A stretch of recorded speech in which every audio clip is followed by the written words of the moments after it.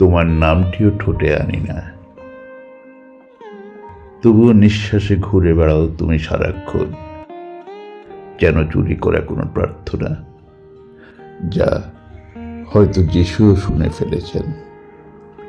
আমরা জানি এই ভালোবাসার কোনো ঠিকানা নেই, ক্যালেন্ডারেও নেই কোনো ভবিষ্যৎ তারিখ। তবুও সন্ধ্যা নামলেই মনটা তোমার দিকেই হেঁটে যায়।